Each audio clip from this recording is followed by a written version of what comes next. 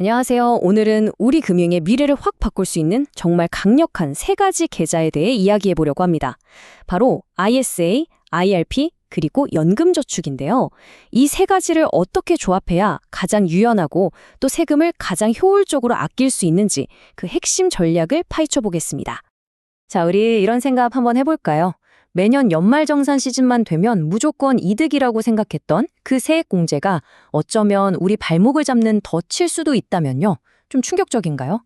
오늘 이야기 바로 이 질문에서부터 시작하겠습니다.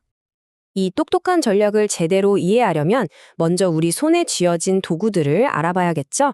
바로 세 가지의 핵심 계좌입니다.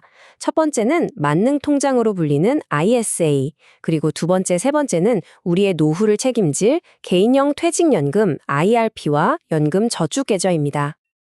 이 세 가지 계좌는 모두 돈을 불리는 데 도움을 주지만 사실 설계된 목적, 그러니까 시간 개념이 전혀 달라요. ISA는 한 3년 정도의 단기나 중기 목표에 적합하고요.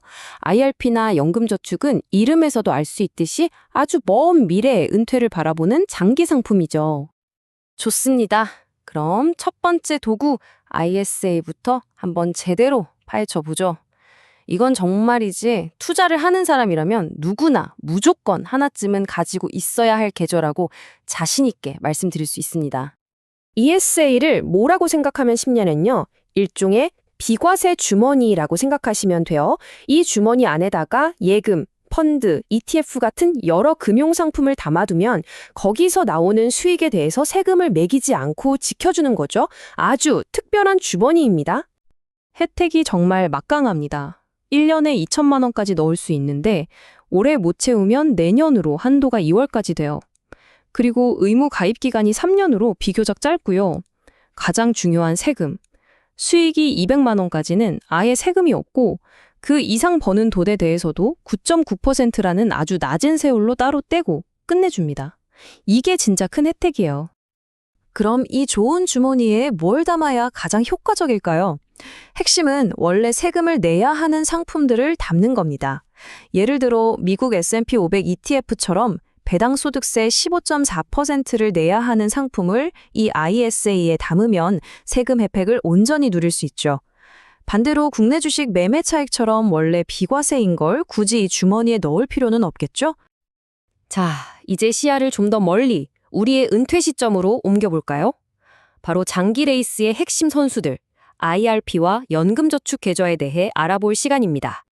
이 계좌들의 가장 큰 힘은 과세 이연이라는 개념이에요. 말이 좀 어렵죠? 쉽게 말해 계좌 안에서 아무리 사고팔고 수익을 내도 당장 세금을 안 뗀다는 뜻입니다. 세금 낼 돈까지 계속 재투자가 되니까 복리 효과가 극대화되는 거죠. 세금은 아주 먼 훗날 연금으로 탔을 때 그때 가서 내는 겁니다. 그런데 이 계좌들에는 정말 중요한 숨겨진 슈퍼파워가 하나 더 있습니다. 바로 여기서 발생한 수익은 나중에 은퇴하고 나서 건강보험료를 계산할 때 포함이 안 된다는 점이에요. 이게 왜 중요하냐면 나중에 소득이 줄어든 은퇴자에게는 건보료 부담이 정말 크거든요. 이걸 피할 수 있다는 건 엄청난 장점입니다. 자, 드디어 오늘 이야기의 하이라이트입니다. 우리가 그동안 철석같이 믿어왔던 연말정산 세액공제라는 상식을 완전히 뒤집어 볼 시간이에요. 이 개념만 제대로 이해하셔도 미래에 저지를 수 있는 아주 큰 실수를 막을 수 있습니다. 원본 자료에 등장하는 금융 전문가는 아주 단호하게 말합니다. 연말정산 때 돌려받는 세금, 그거 혜택 아니라고요. 오히려 우리의 돈을 묶어버리는 족쇄라고 표현합니다. 왜 이렇게까지 강하게 이야기하는 걸까요? 바로 이 표를 보면 그 이유를 확실히 알 수 있습니다. 자, 보세요. 똑같이 1,000만 원을 넣어서 2배인 2천만 원으로 불렸다고 가정해 볼게요. 그런데 살다 보면 급한 일이 생겨서 이 돈을 중간에 깨야 할 수도 있잖아요. 바로 이때 문제가 생깁니다.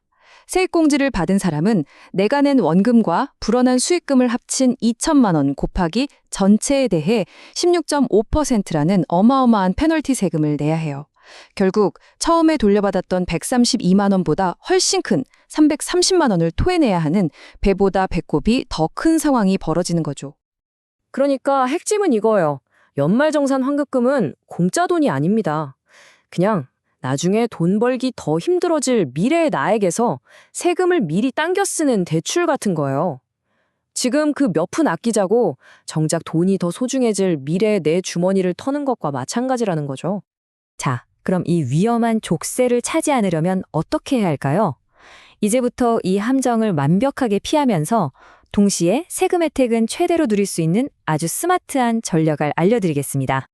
방법은 생각보다 간단합니다. 4단계로 정리해 볼게요. 첫째, 일단 ISA 계좌를 만들어서 3년 동안 열심히 돈을 불립니다. 둘째, 3년이 지나 만기가 되면 이 돈을 IRP나 연금저축 계좌로 옮깁니다. 셋째, 그리고 이게 가장 중요한데 연말정산 때 이 옮긴 돈에 대해서 세액공제 신청을 하지 않는 겁니다. 그러면 넷째, 돈이 급할 때 내가 냈던 원금은 세금 한 푼 없이 언제든 뺄 수 있고 수익금에 대해서만 세금을 내면 되는 완전한 자금 유연성을 확보하게 되는 거죠. 자, 그럼 이 모든 내용을 듣고 나서 그래서 지금 뭘 해야 하지? 싶으시죠? 여러분이 오늘 당장 실천할 수 있는 아주 간단한 행동 계획을 정리해 드릴게요. 네, 딱 몇 가지만 기억하세요.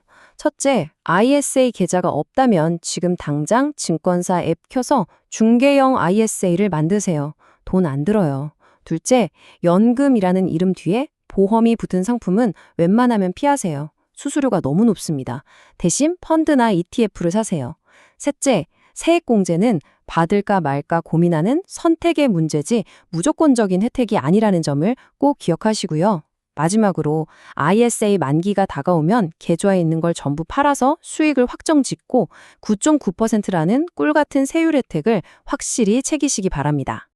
결국 오늘 우리가 나눈 모든 이야기의 핵심은 여러분의 소중한 돈이 미래의 나를 돕는 자산이 되게 할 것인가, 아니면 오히려 발목을 잡는 세금 폭탄이 되게 할 것인가 하는 선택에 대한 겁니다. 여러분의 돈은 지금 어느 쪽을 향해 가고 있나요? 한번 진지하게 고민해 보셨으면 좋겠습니다.